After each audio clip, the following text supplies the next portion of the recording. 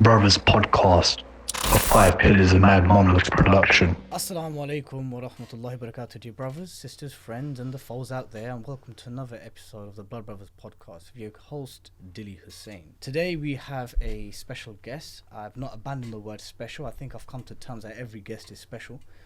Today we have a molecular geneticist by profession, but she's most well known for her activism and her campaigning for anti-Islamophobia, anti-racism and human rights, and that is Sister Sahar Al-Faifi. Assalamu alaikum. Alaikum assalam wa rahmatullahi wa barakatuh. Thank you so much Thank for you having me. No, thank you for coming on.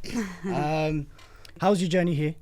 Alhamdulillah, it was good. 2 hours, not far from Cardiff, and I met some people yesterday. I was in a conference, so yeah, it was worthwhile to come to London. You know, traveling around, because I know you are a very busy person, especially when your diary and your events are generally public. So I am literally seeing every other day that Sister Sahar somewhere doing something, mashallah, yeah. But traveling as a Muslim woman in Niqab, especially in the UK and broadly speaking the West, do you feel safe?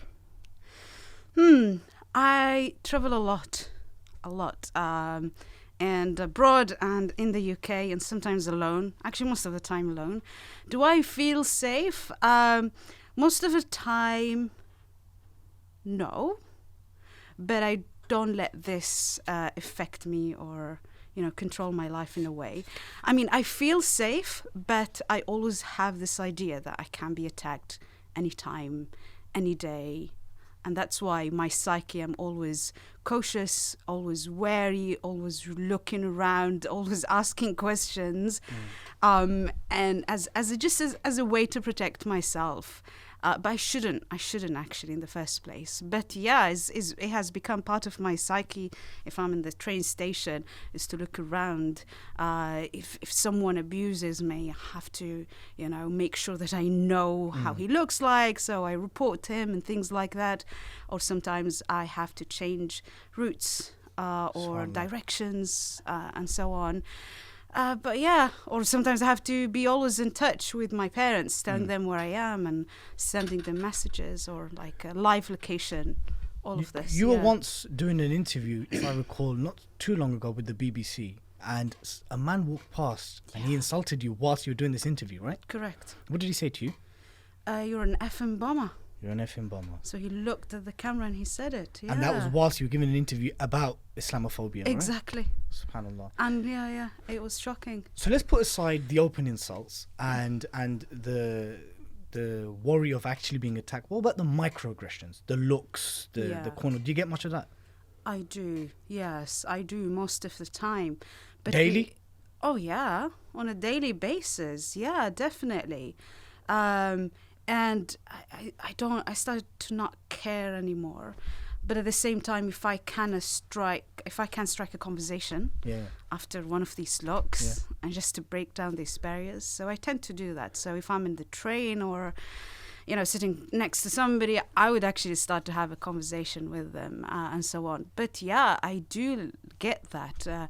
But also people judging you before applying for jobs just because of your foreign name or because I wear the niqab and things like that. And I remember I applied before I got my job in Bristol as a geneticist. I applied for at least 40 NHS jobs, and I go to the interview. I get shortlisted to every single one, and I go to the interview and I don't get the job. And it was only the time when I had to take off my niqab for the purpose of the interview. I got the job straight after. But that tells you that there is actually not only microaggression, but there is an institutional discrimination against anyone who looks different.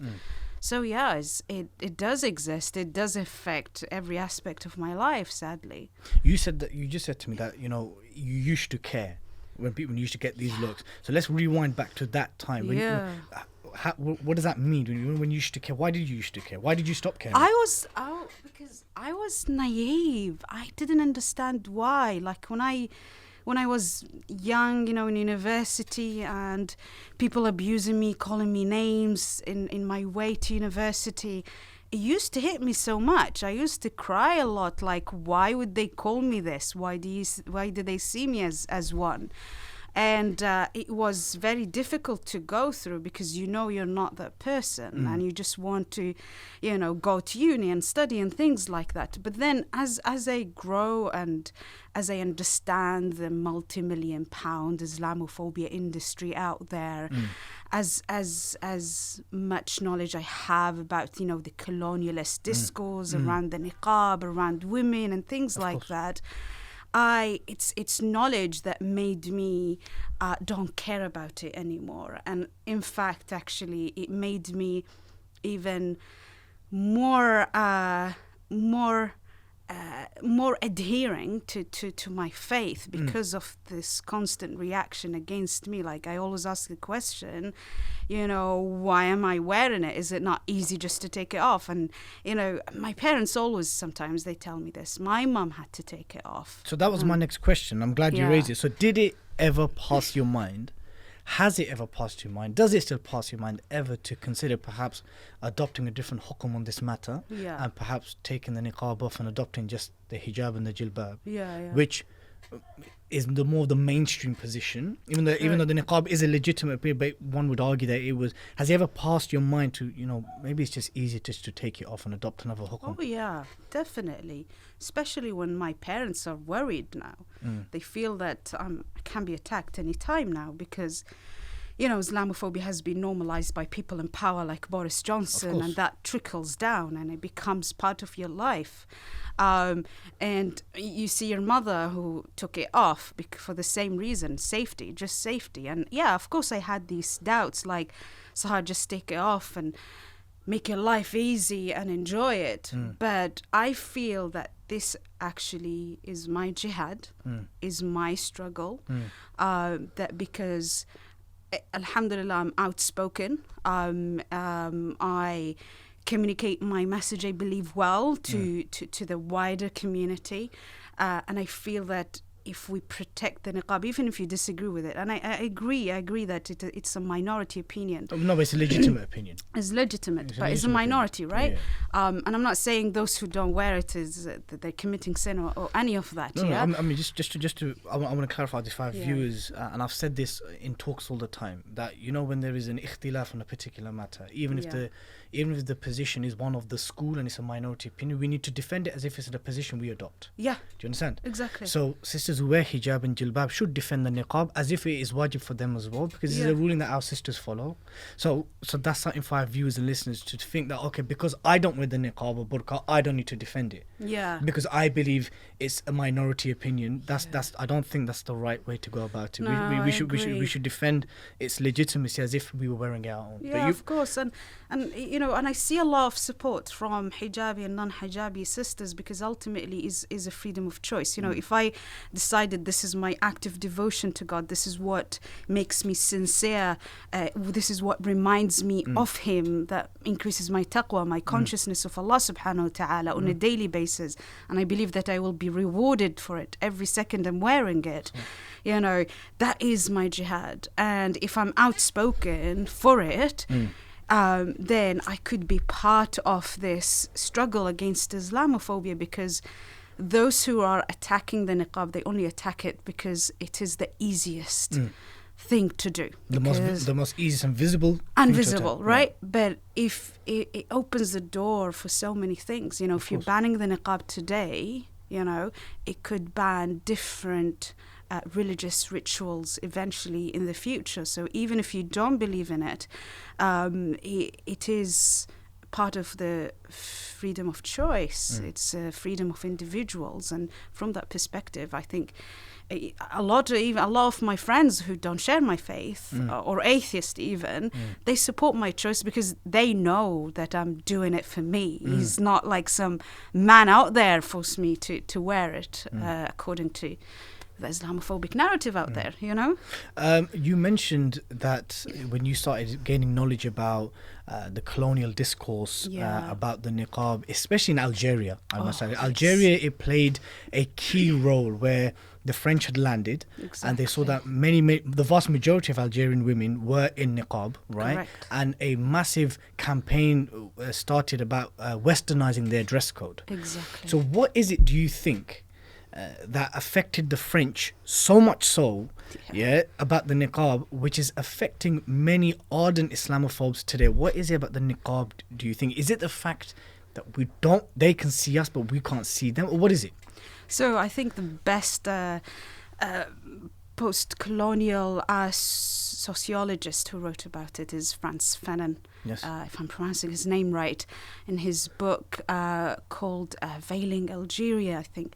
And he mentioned something along the lines, because also this is another interesting thing that you hear about, that the niqab is a Saudi invention, That's right? not true. It's a Wahhabi Yeah. invention, right? And it's not true, because Muslim women used to wear the niqab that covers everything even before the Ottoman Empire came to power. Even during the Ottoman Empire, if you see pictures of Bosnia and Albania during the Ottoman period, and they were like, you can say Sufi Hanafis, right? Yeah. They used to wear the niqab. If you go Exactly. to Bangladesh, where my parents are from, you go to the marketplaces, everyone's in many women are in niqab. Yeah. So this, again, another lie that it's a Saudi, Wahhabi, medieval, Arab dress. Exactly. It's nonsense. It's absolutely nonsense. Yeah. But in that book, he says that the French colonialists, they had access to everything in Algeria, right? Access to the resources, access to the governors, access to authorities, to the treasures of this country, except to one thing: the women. the women, right? And that frustrated them. Like, how on earth this woman can walk in the streets, sees everything, but we can't see her. And because of their superiority mindset that they had, and they own the land and what's on it, they feel that they should own the women as well. too, Yeah. right? And this is the kind of colonialist discourse that came about, and still, sadly, is propagated nowadays using different terms related to Islamophobia. So the truth is, like, a lot of women in North Africa, a lot of women in the Arabian Peninsula used to wear it and used to frustrate the colonizers.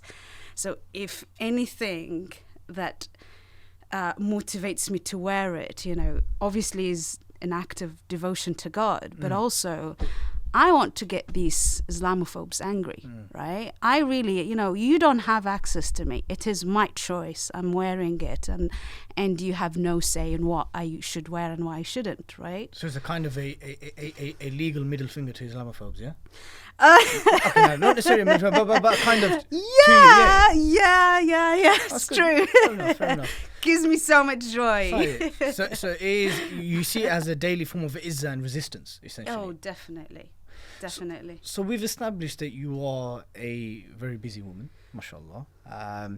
But when you are so busy, with activism, with campaigning, there's also a kind of established, perceived notion of what a woman's traditional role is in Islam. So if you study the Nas of Islam, the Quran, the prophetic statements, you'll see there is an overwhelming emphasis on a Muslim woman or a Muslimah being a mother, being a dutiful wife, right? Not exclusively just those two things, but there is an emphasis, quite strong emphasis, on those two particular roles. If you don't mind me asking, Sister Sahar, are you married? Am I married? I'm not married. I'm not single either. Okay. So you will be married. So you'll be married soon. No.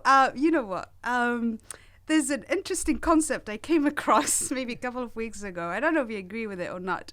But one of the actresses came with it, Emma something. Yeah. You know the one in Harry Potter? I'm self-relationship. What did she say? Yeah. Self-partnered. Self-partnered. Okay, so you've adopted that, yeah?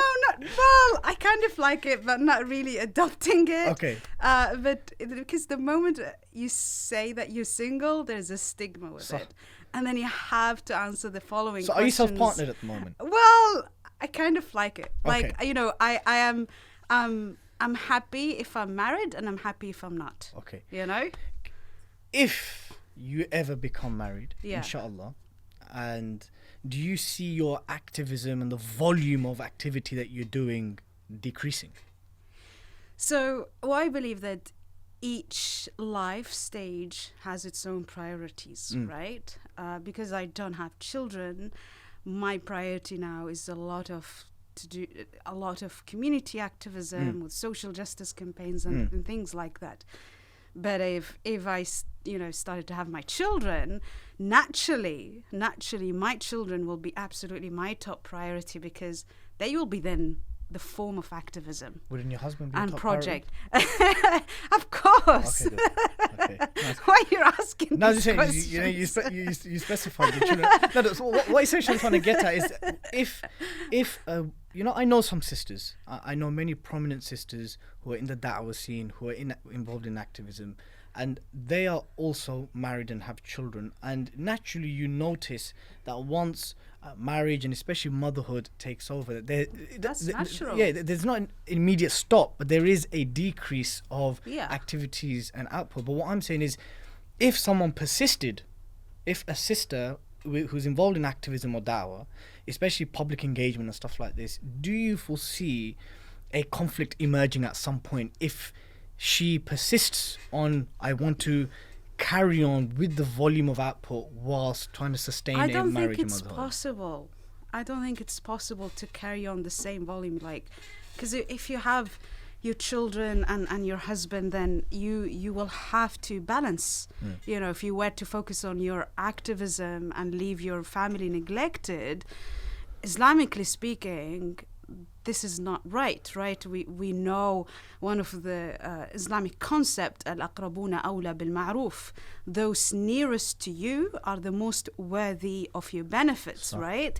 So that the benefits should be first to the family, to the nearest to you, before the community or before your activism. I don't think it's possible, and I haven't met any, women activists who get married and persisted in that. It's just each life stage has its own priority, and it's all about life balance. Okay. Yeah. I don't know how it is within Arab communities, Yeah. but I'll tell you something about South Asian communities Okay. who make up the majority demographic in the UK. Okay, cool. Bangladeshis, Pakistanis, Indians. Yeah. Uh-huh. Now, within our communities, with this whole kind of notion of, busying yourself with activism, with studies, with seeking careers, etc., etc., we find ourselves in, I'm not saying it's definitely not right, but it may not be entirely wrong. I don't know, and nor do I want to get shot down once this podcast is released. Be careful. I just want to be very careful, right? But there is a growing, at least in my community and those surrounding Bedford and the local areas, sisters have busied themselves, right, for rightful reasons, whether that means that they are the sole breadwinners of their families, they need to support their families financially, whatever it may be. They've reached a particular age in life where it's becoming difficult to find prospective spouses, right? Be it, I'm not going to put an age to it. Again, I don't want to get thinking, but there is...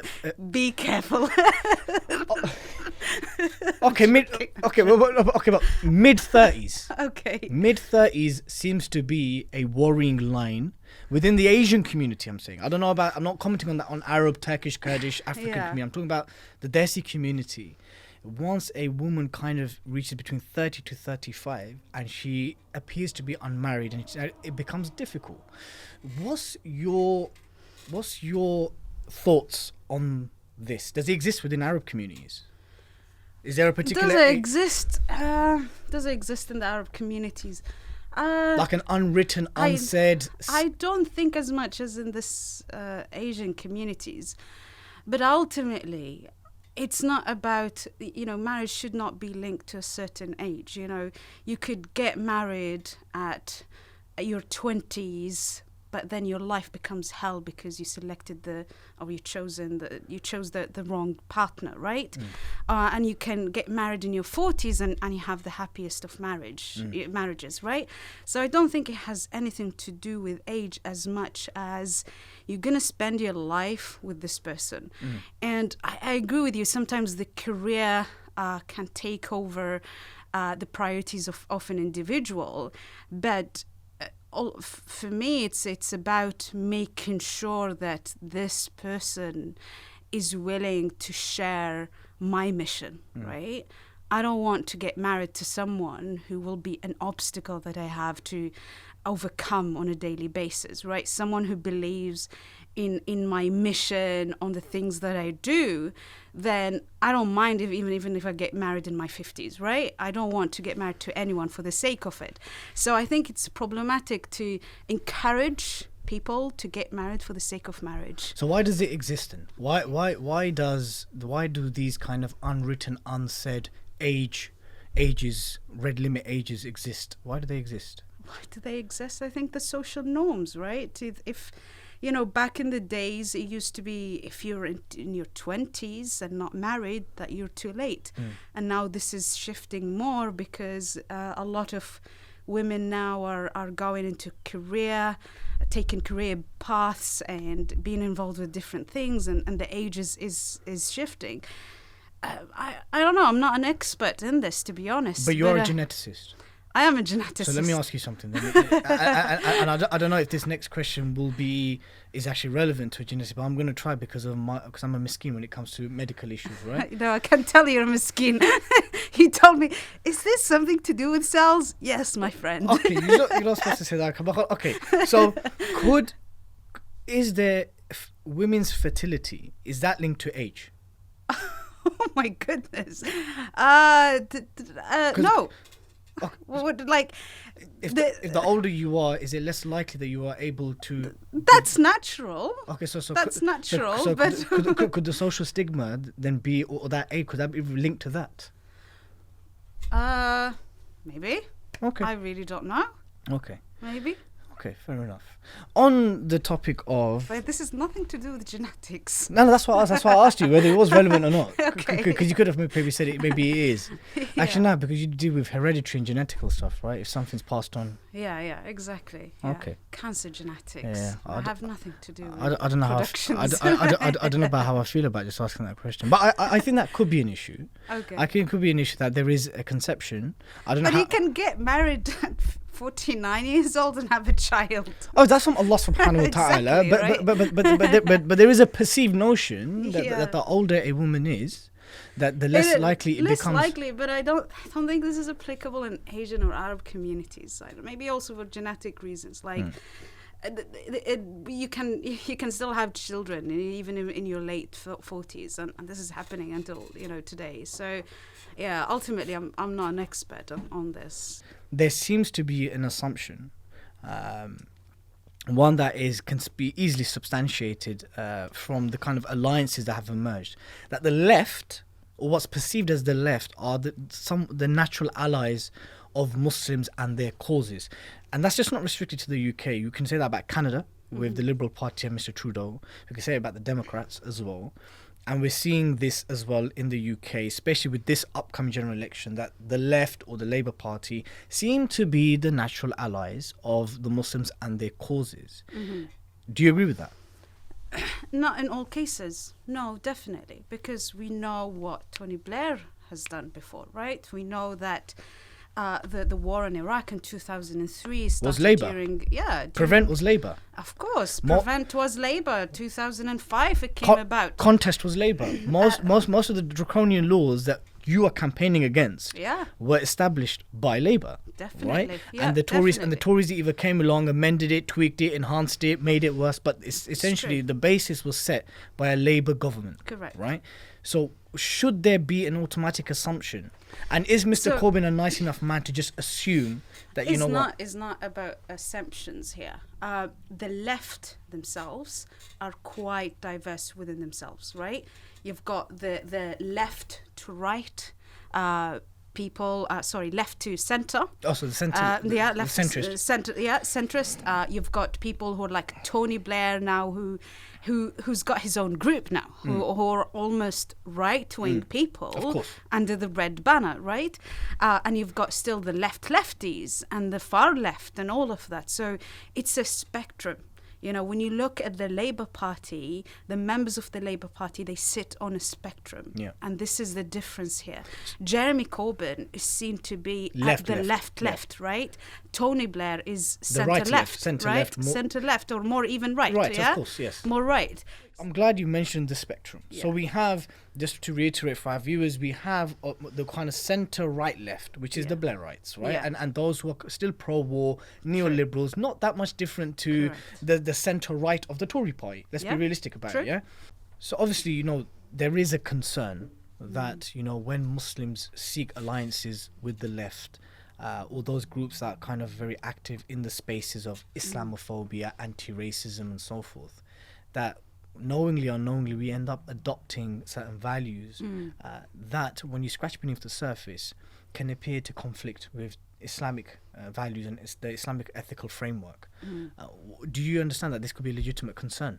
Yeah, definitely. Totally understand that can be a legitimate concern, because it is concerning if you are part of a movement and you don't critically engage with its values and assess whether these values are in a line with your own values or Islamic values. At the same time, I'm not saying that we have to be a different group. We have to be part of this alliance, you know, against anti-racism, anti-Islamophobia, pro-Palestinian. We have to. But also, it's a responsibility on us to educate ourselves and have the knowledge beforehand, before we have like an empty minds for it to be filled with anything. You really must have a foundation. And again, the left-wing movement are very diverse amongst themselves. The good thing about it is that they're very open. So you could actually, as soon as you have knowledge in a specific subject, So is Mr. Trump. Mr. Trump's very open.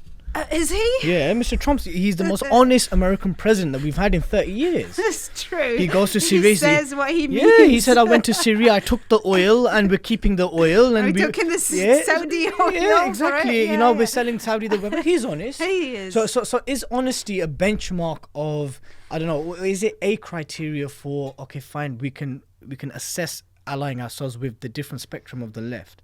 Because honesty isn't necessarily a caveat for alliance, because you can find that in the right.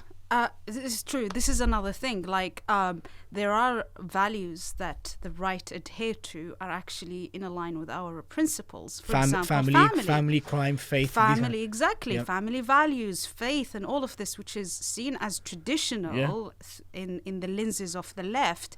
But actually, as Muslims, we do put an emphasis a lot on the family values, on faith values. So that's why, as if you're an activist or involved with this movement, you must have knowledge, but also selective approach. Not everything you see, you take in, but rather take the best of both worlds and come with your own narrative. This is also another thing. As Muslim, we have been relying on the left-wing movement to fight on our behalf. And for me, I find this very, very problematic. Yes, I appreciate them as friends, as alliances, and we have to work together. But the change will never happen unless us as Muslim leading that change, right? We know Allah subhanahu wa ta'ala says in the Quran, إِنَّ اللَّهَ لَا يُغَيِّرُ مَا بِقَوْمٍ حَتَّى يُغَيِّرُ مَا بِأَنفُسِهِمْ, which means God will never change the conditions of people until they change within themselves. Now, how do you want Islamophobia to disappear if you're still relying on left-wing movement to make this happen for you? It will not happen. That's why we must lead that fight. And we must create these alliances, but we have to be at the front line. Okay. So, you know, I'm not going to mention any specific lobby groups that fall within the kind of the left spectrum, right?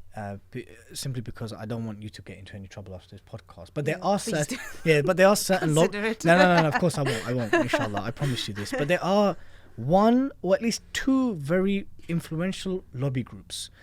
And they seem, an element within this lobby group seem to be outspoken on anti-racism, on women's rights, on Islamophobia, on anti-racism. But sadly, it's appearing, and I hope the viewers and listeners can kind of just catch on to which lobby groups I'm talking about without actually mentioning them, is that their alliance or friendship with Muslims seems to be caveated on, I scratch yours, you scratch mine, kind of thing, right? Like, we are here with you campaigning against Islamophobia. However, we have an issue when you don't want to kind of perhaps normalize our lifestyles or lifestyle choices or however we perceive. So on a general principle, nothing specific, how should Muslims approach, when it comes to activism and campaigning, alliances where it's caveated and conditioned like that? That if I do this, you need to be with me on this issue, and this issue which the other group wants Muslims to stand on is in a direct confliction with their ethical framework and values. How do we overcome this? Because I understand it's very difficult. Okay, yeah. It can be very challenging. It is. Because you have a group of non-Muslims who appear to be campaigning for Islamophobia, who seem to be campaigning against prevent. Yeah. But at the same time, they now expect, even as a goodwill gesture, that the same Muslims that we kind of campaigned for, right, should campaign for our rights and our whatever we believe to be pressing in society. But then for Muslims, we see it as, well, that kind of conflicts with the very things that we believe in. How do we overcome and tackle this issue without causing any harm or any further friction? Okay, so I believe that it can be tricky, but I believe that we as Muslims, we have to be against all forms of discrimination. Okay. Right? We have to be against Islamophobia, we have to be against anti-Semitism, we have to be against homophobia. If you're referring to the LGBT lobby, let's say it.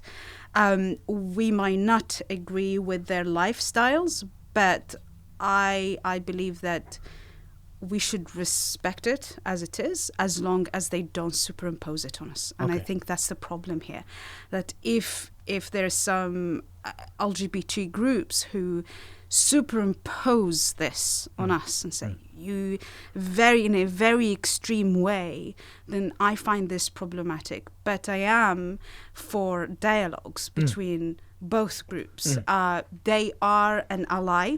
I see the LGBT group as an ally because they fight homophobia and Islamophobia, and I don't find that a problem as long as nothing is superimposed. Because I want to stick to my faith and my principles. I don't want to superimpose it on others, and I expect the same from them. But also, we have to appreciate that actually the LGBT lobby is the strongest in the UK, without a doubt, right? After the Israeli lobby. Actually, they're stronger than the Israeli state lobby for the main reason that if you were to compare their resources to the Israeli state lobby resources, they have much more less, but they have achieved everything. Agreed. In a very short time. Agreed. Yeah, 20 years, they have achieved everything with limited resources. The Israeli state lobby, they have a state machine, exactly, a global network, million of pounds, right? And they still. So I believe they're the strongest, and some of their tools and tactics can be actually we can as Muslim we can learn from to lobby against Islamophobia. So we might disagree with it. Give me an example. For example, what can we possibly take from the LGBT lobby which we can adopt? For example, in terms of one of the things that they do as one of their tactics is actually announcing who are the employers who employ LGBT, and they have an assessment of how much percentage of your employees are LGBT, and they celebrate that publicly, right? As Muslim, have we ever done that? Have we ever celebrated how many businesses employ Muslim and announce it and make it public? So this is one of the tactics that they use. Another tactic that they use is celebrities endorsement, right? This is one of their lobbyist tactic. As Muslim, do we have links with celebrities who can talk against Islamophobia vocally or not? You know, this is something we need to think about as a tool. Also, one of the things that they do, like... Would you say the LGBT lobby and the LGBT kind of agenda or campaigning, whatever it may be, is more fashionable to endorse than, let's say, Islamophobia?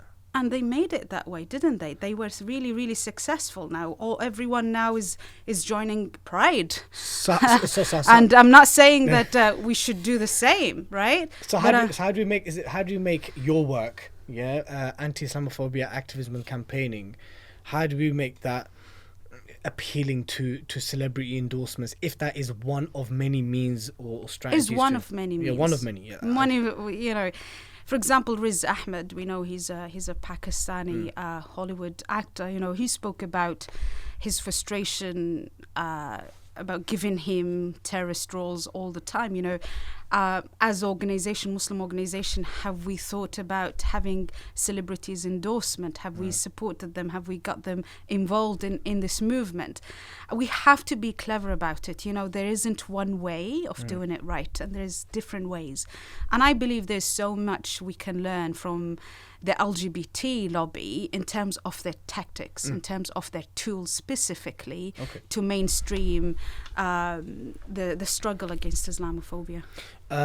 Moving kind of onto again a statement you made earlier on in this podcast, and that is that one of the French colonial strategies in Algeria, and generally this was even common amongst the British as well, but it was more violently apparent with the French in Algeria, but it was existing amongst different European colonial powers, and that is how the Niqab or women's dress issues, Muslim women's dress issues, it was weaponized. It was weaponized by the colonialists, because one of the things that the French came to Muslim women in Algeria said, look, you're oppressed.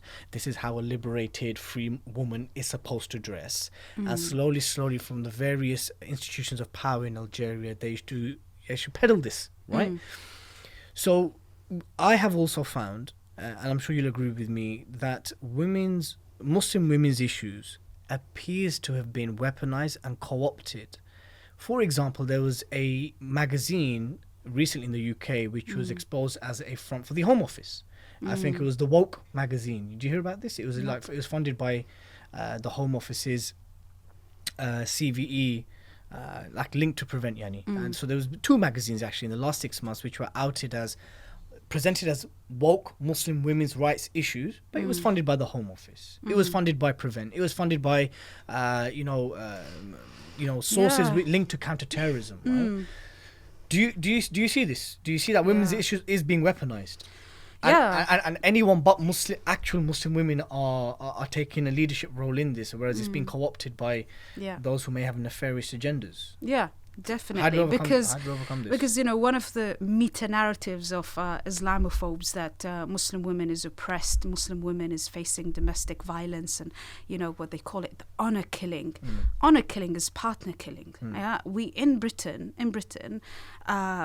1 woman out of 7 get killed by her partner. Yes. We don't call it honor killing, right? But if it happened within the Muslim community, we give it a different term, Absolutely. right? To alienate and discriminate against Muslims, right?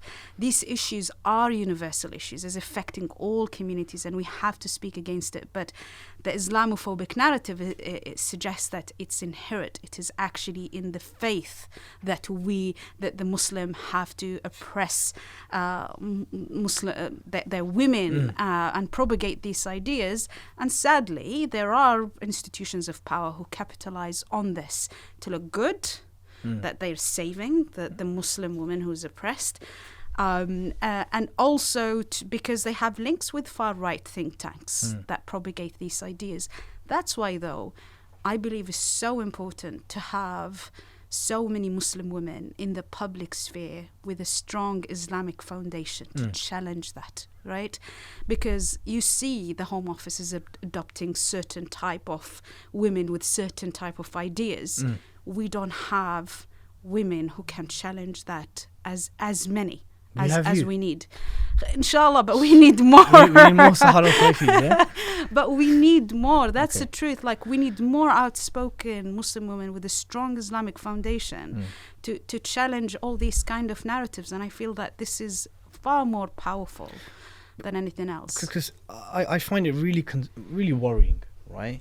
That where there's an over-exaggeration, a significantly over-exaggeration, borderlining outright lies of how Muslim women's issues is presented as oppressed, as those who are victims of all kinds of male-dominated abuse or whatever it may be. And not to say that these things don't happen, but for it I find that it transcends communities, faiths, races, ethnicities, and nationalities. Right? There's other issues that contribute to these things.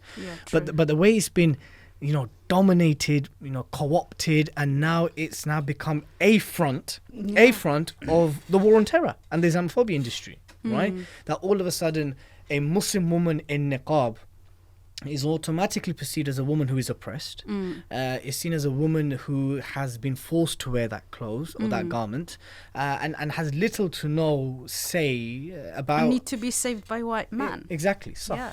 And this was, again, the very fact that there's a white savior complex, Big time. or a white European colonial savior complex, that actually goes very back to the colonial period, where the French, for whatever nefarious agenda, felt that the Algerian Muslim women needed rescuing, and one way to rescue them was to unclothe them from wearing the niqab.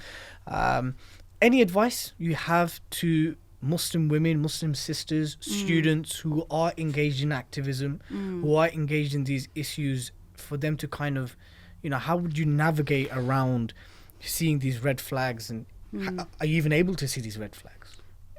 Yeah, definitely. You have to critically think with everything, and you also have to emphasize on your Islamic knowledge and foundation, but then communicate your knowledge using a universal language. And this is, I think, as Muslim, whether you're activist or a leader or whatever, we slightly fail on this. Like, we do have sometimes strong foundation, but we don't communicate it in a language that the wider public understand.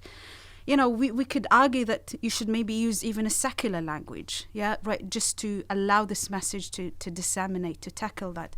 For the Muslim sisters specifically, always say that you have to be confident within your identity. Allah subhanahu wa ta'ala has blessed you with the faith that protects you and protects your rights and so on. Do not be afraid of expressing your faith, whether by wearing the hijab or the niqab, or praying 5 times a day in the working place. Communicate all your needs clearly, right? And do not be afraid of the fear of. Don't be afraid of seclusion or any of that. And I genuinely feel that sincerity is everything. Like, if you are sincere in what you're trying to achieve and you ask the question why you do it, then you're more likely to carry on that path. Inshallah. So going back to the concluding topic of discussion today, and that is Saudi Arabia. Yeah. It was a country which I mentioned to you at the start of the podcast, and you described it verbatim the same as Israel. Now, Saudi Arabia its trajectory of the last 3 years is going towards a very worrying direction, right? That's not to say that prior to Crown Prince Muhammed bin Salman, everything was hunky-dory. No, it absolutely wasn't. It's that things have become more apparent. True. Increasing number of ulama, some who are even supportive of the state, are now finding themselves in prison. True. But at the same time, activists of different ideological persuasions are also finding themselves in prison, incarcerated, capital punishment, and so forth. Correct. So this notion that Mohammed bin Salman's new modern Saudi Arabia is a kind of a shift towards more Western ideal of what Saudi Arabia should be. How true do you think that is? It is absolutely true. You described it really well. A lot when MBS came to power, a lot of the Western countries thought this is it, he's going to bring the change, he will open the country, he will modernize it and all of that. The truth is the state has become autocratic more than ever before. It is worse than ever before. At least you had a family that had different type of powers in their hand and they managed different aspect of the state. But now we have MBS rolling absolutely everything. And this has never happened before. But also the crackdown on all the activists from across the spectrum. You have secular, liberal, you have conservative, Salafi, Sufi, all of them now in prison. If you were to speak for Palestine in a tweet of 140 characters, you can get to prison for that. And it's very, very sad to see. But also there's a new phenomenon that we have not seen before, which is the hyper-nationalization of Saudi.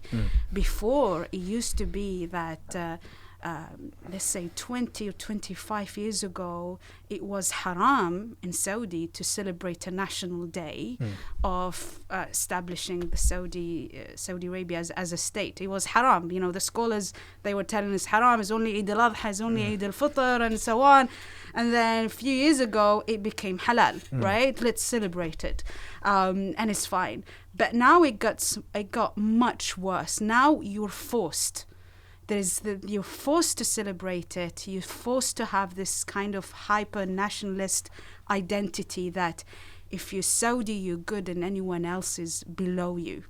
And in fact, there is this slogan that sadly you hear a lot, which says, if you're Saudi, you're superior and anyone else is below you. SubhanAllah. And that was accepted. It was a song. It was song to be sang everywhere. And now this kind of ideas are more accepted than ever before. Before nationalization, or what they call it, this Arab identity was even rejected, that it shouldn't be even celebrated and valued as an Arab. Because it's a form of asabiya. A form of asabiya and so on. But there was a political element to that. It was in the 60s, you know, we had Jamal Abdel Nasser in Egypt, and he's seen as a pan-Arabist, calling for an Arab identity as a unifying tool to do that. And that time, the Saudi scholars says is haram. It's haram, it's godless, it's communist, yes, all of that, right? And now, because we don't have Jamal Abdel Nasser anymore, we don't have pan-Arabism as a fashionable we have Ikhwan al-Muslimin though. we have the Muslim Brotherhood now, and now the Muslim Brotherhood is the boogeyman now, like scaring everyone. But there's a new phenomenon now that if you're a Saudi, we will open the doors for you. If you're not, you're not welcome.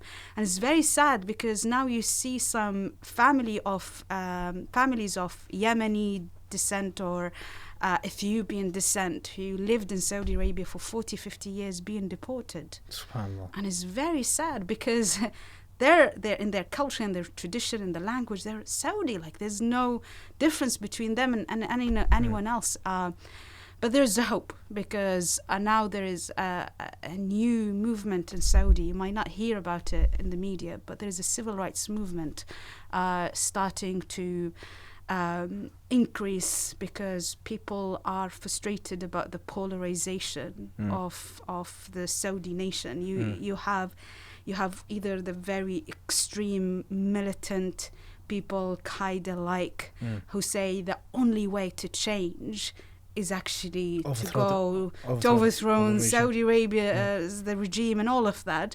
Or the very secular liberal who says the only way forward is to adopt the Westerns in everything they do. Now, there is a civil rights movement in the middle that says we shouldn't really overthrow the regime, or we shouldn't adopt all the Western ethos and ideas, but let's have a civil state. Let's call for a constitutional monarchy. And this is now what you hear about, and it's quite refreshing. Gives me a lot of hope.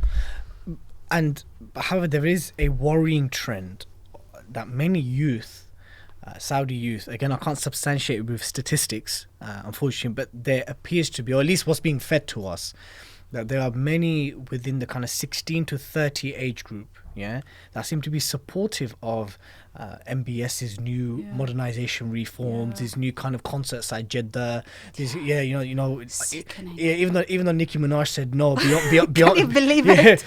50 Cent went ahead and Beyonce went ahead and many others went ahead. So and now you're seeing like raves happening in Jeddah. The biggest electro rave took place. And Saudi youth, or at least a significant portion of Saudi youth, have taken to this, right?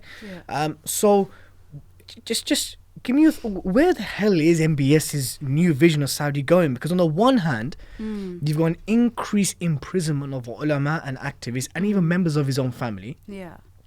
Then you've got this open normalization now with Israel, but then at the same time, you've got concerts, you've got cultural tourism, which now has massive monsters of shayateen going through because of Halloween, and you've got all kinds of things that would have been unforeseeable in a conservative Saudi or the Salafi state, right? Where is this going? Like, why and where is it going? Because there's so much happening. Yeah, MBS does that deliberately. So there's an emphasis on entertainment sector, and there is a ministry of entertainment, Wazarat al-Tarfih, which is funny.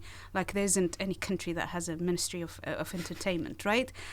But there is a reason behind that. Now, over 50% of the Saudi population are less than 24 years old, right? Our Saudi parliament is actually Twitter. Yeah, this is what we call Twitter is the Saudi parliament. Why? What does that mean? It means that because we don't have any medium to express our views. Twitter is that platform. Exactly. So you see that hashtags coming from Saudi all the time, calling for better jobs, calling for a movement against MBS, criticizing the entertainment. Yes, most of them using fake accounts, fake names, but there's a huge movement on Twitter that calls for a change, because Twitter is seen as the parliament. But also, Saudi Arabia is the 4th biggest country in the world that uses Twitter. And who uses Twitter is the young people. Now, how can you get the young people busy with something else so they don't see what's happening in the world? Let's bombard them with entertainment, with concerts, with festivals, with music, right? So they don't think of making a real reform, changes of allowing people to have their own freedom of expression, assembly and movement, so to numb them. It's like a drug to numb them from speaking against why some scholars are being imprisoned. And in fact, Sheikh Salman Al-Ouda, he's considered to be one of the most modern, moderate, middle-grounded scholar, but a lot of young people listen to him. May Allah hasten his release, inshallah. And that's why, that's why he is in prison. So it's deliberate. The focus and the emphasis on the entertainment is deliberate. But also, this is something I came across recently. The education system or the education curriculum has changed massively. One of the things that they've actually changed. So let's put aside the fact that how the Saudi state came about. Let's put that aside. We know that there was a collusion with the British against the Uthmani Khilafah. Let's pull that. But they are now changing even the wording of Ottoman history in their texts. So it's no longer Dawlat al-Uthmaniyya or the Ottoman Caliphate. Yeah. It's now Ottoman occupation. Were you aware of this? They've made this change now in children's books. So how does this fall? How does this specific issue about Ottomanism, how does this affect, or how is this part of MBS's new vision? They see Turkey as a threat, simple as, because, also a lot of, that's why Turkish series now are actually banned from being broadcasted in Saudi channels. But this is not the only change that happened in the curriculum. Far worse is actually the Israeli-Palestinian conflict. So,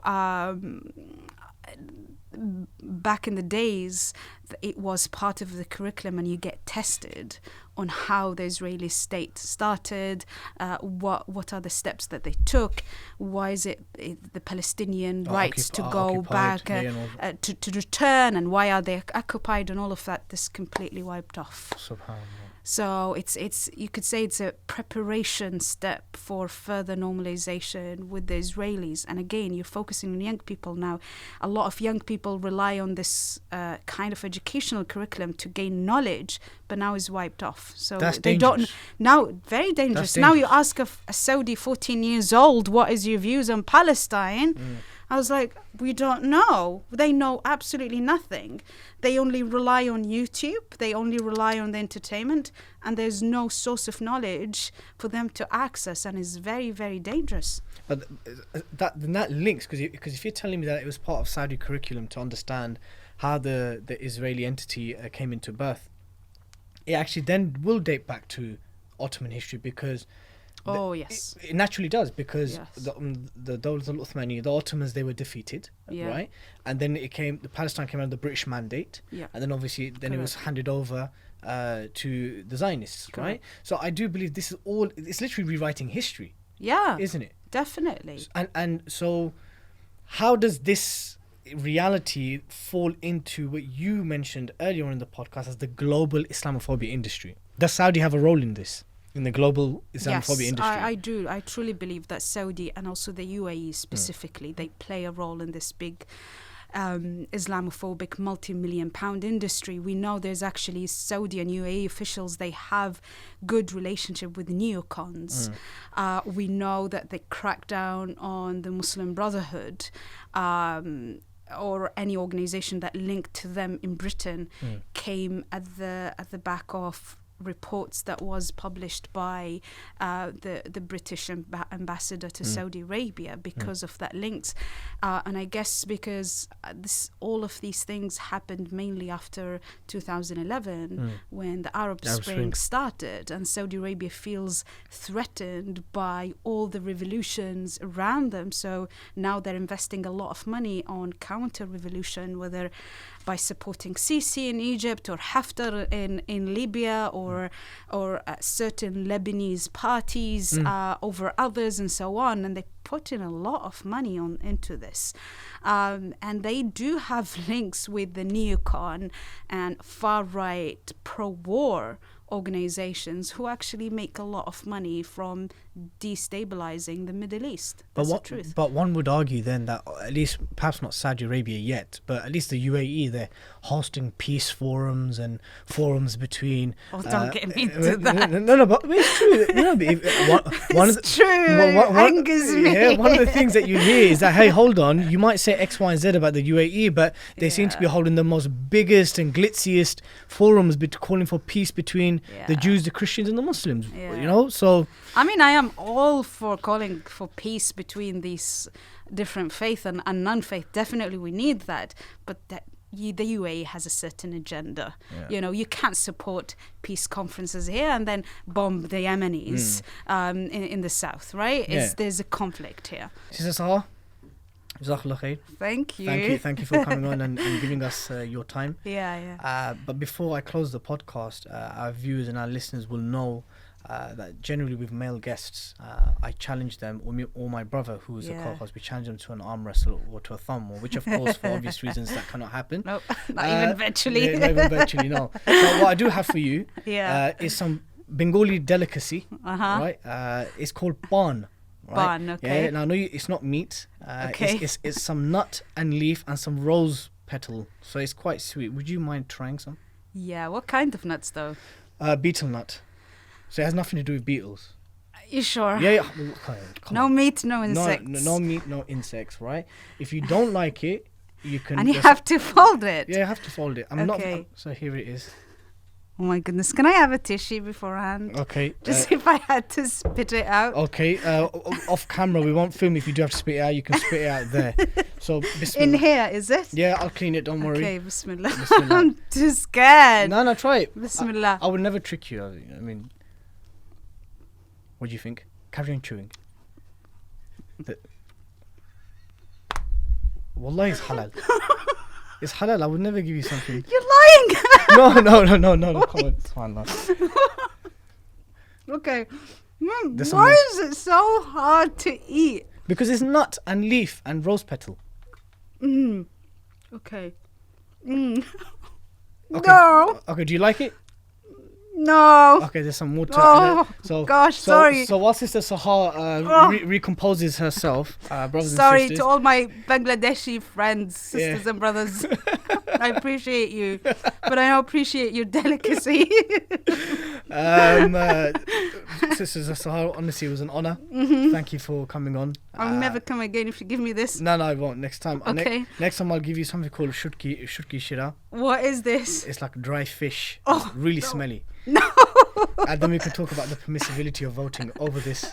No. Okay. It's fine. Look, thank you again. No and problem. may Allah bless you in your work. May Allah accept it from you. And I hope that the nasiha that you gave in today's podcast is of benefit to Muslims, and especially women folk who are engaged or thinking about getting themselves involved in activism. Thank you very much. Jazakallah khair for having me. Thank you.